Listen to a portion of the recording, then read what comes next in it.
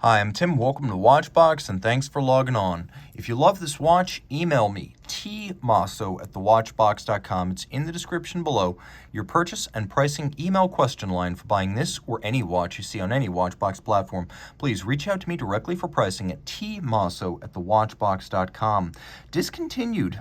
After 2014, this is the 34mm stainless steel Rolex Oyster Perpetual Air King, the 114-200.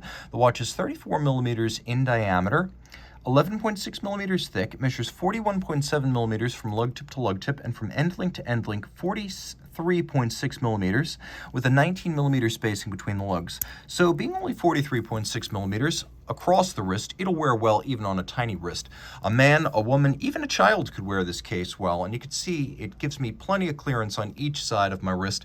You can see that from over the top as well, and the cuff shot reveals the watch to be quite flat with a generously sloped domed bezel, so you can slide it underneath the cuff no problem.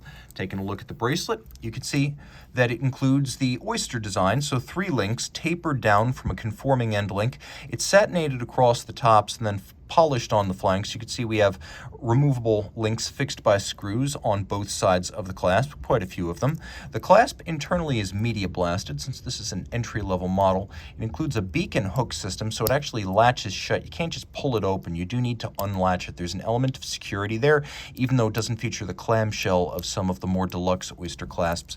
We have a little stamped 5-point coronet, satin across the top of the clasp body, polished on the flanks, and though we don't have the easy link on the Air King, we do have little divots, 3 of them, drilled inside the clasp, so you can use your strap tool to dismount the spring bar and change the anchoring point of the bracelet inside the clasp of this Air King. Now, taking a quick look, the case is similar to what you'll find in a Datejust, a Date-8, an Oyster Perpetual, or an Explorer.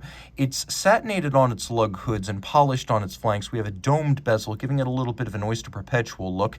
We have a twin lock crown, screw down 100 meters of water resistance, sapphire crystal, of course.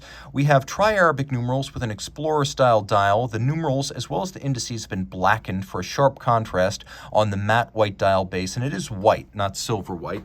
We'll take a quick look at this watch loomed, and as you can see, this is the Luminova era of Rolex watch production before Chromolite.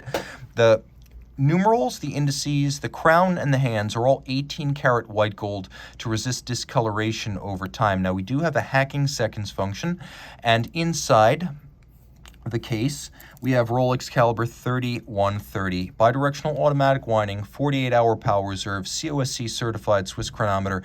It's a 4 hertz or 8 beat per second beat rate, pivoting on 31 joules. It has an overcoil hairspring, and of course that allows the watch to keep even time in any physical position on your wrist or your dresser or in a travel case. And it features a full balance bridge with a free sprung balance, making the watch tougher as well as easier for the Rolex watchmaker to set precisely.